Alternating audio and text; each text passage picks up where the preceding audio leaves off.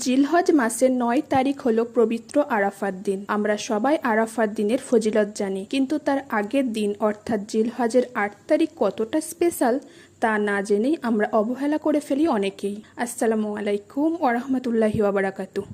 আজকের ভিডিওতে আমি এমন ৩টি ভুলের কথা বলবো যে ভুলগুলি করলে আপনার আরাফাত দিনের প্রস্তুতি নষ্ট হয়ে যেতে পারে, এবং আজকের দিনের জন্য ৩টি সেরা আমলের কথা বলবো। তাই ভিডিওটি শেষ পর্যন্ত দেখতে থাকুন। এই জিলহজ মাসের ৮ তারিখকে কি বলা হয় জানেন? আজকের দিনটিকে বলা হয় ইয়াউমুত তারাবিয়া, অর্থ পানের দিন বা পানির সংগ্রহের দিন। এই দিনে হাজিগণ মিনা ও আরাফায় অবস্থানের জন্য পানি জমা করে রাখেন। আজকের এই দিনটি হজের প্রাথমিক আনুষ্ঠানিকতা শুরুর দিন।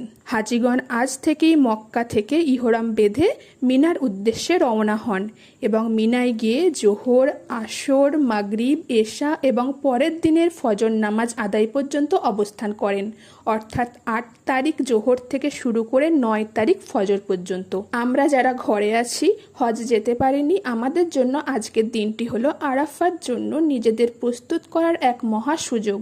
চলুন সংক্ষেপে জেনে নিই আজকের দিনের কি গুরুত্ব ও আমাদের কি করণীয়। আজকের দিনে সেরা ৩টি আমল রয়েছে। প্রথম ও সবচেয়ে গুরুত্বপূর্ণ আমল হলো আরাফাত দিনে রোজা রাখা। আরাফাত দিন ৯ জিলহজ রোজা রাখার জন্য আজ ৮ তারিখ রাত থেকেই মানসিক প্রস্তুতি নিন।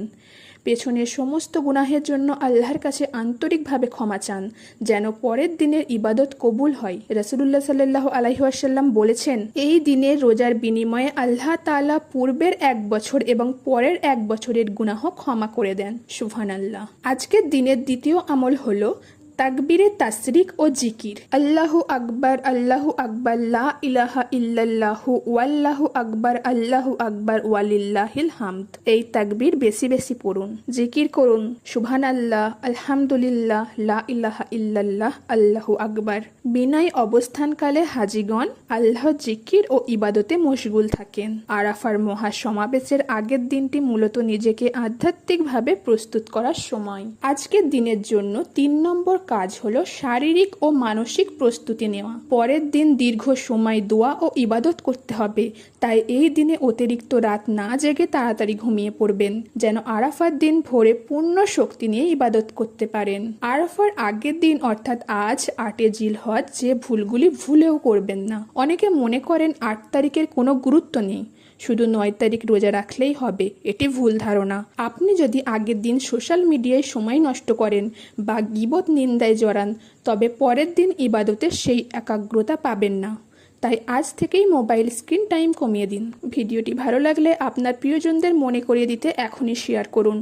আল্লাহ তাআলা আমাদের সকলের এই বরকতময় দিনের রোজা ও ইবাদত কবুল করুন, আমিন, যা বিগত ও আগামী ১ বছরের গুনাহ মাফ করে দেয়।